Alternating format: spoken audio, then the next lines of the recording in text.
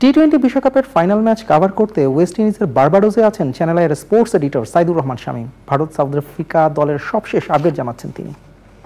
টি-20 বিশ্বকাপ ক্রিকেটের তরি এসে এবার ভিড়েছে ওয়েস্ট ইন্ডিজ ক্রিকেটের রাজধানী বার্বাডোসে।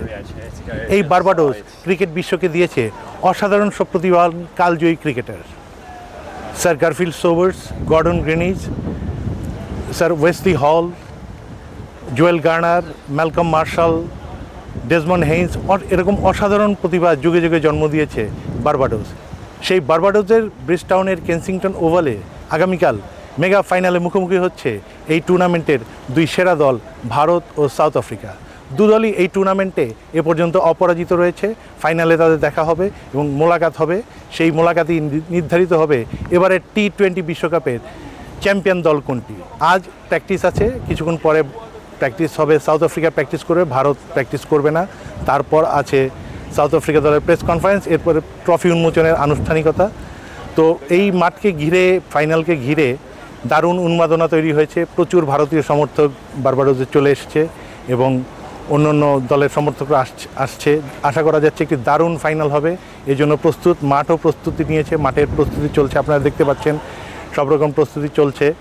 তো আরও একটা বিষয় জানিয়ে রাখি, এই মাঠে এখন রৌদ্র করা জল আবহাওয়া থাকলেও আগামীকাল কিন্তু বৃষ্টির সম্ভাবনা আছে। আমি যখন দাঁড়িয়ে আছি তখন হালকা হালকা বৃষ্টি হচ্ছে।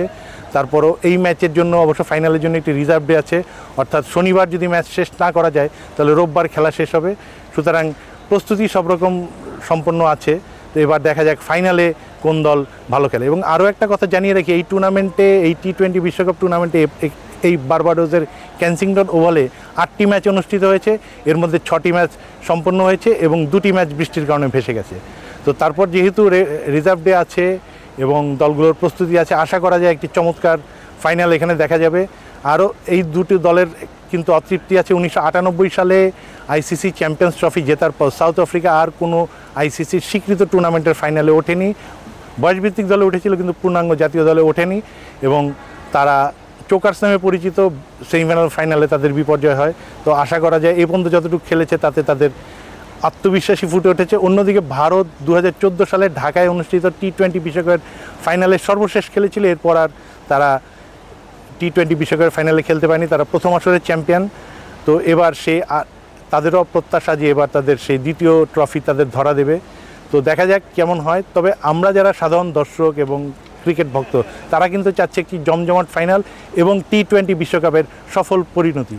এই ছিল আমার কাছে সর্বশেষ। Saidur Rahman Shamim, Kensington oval, Bridgetown, Barbados.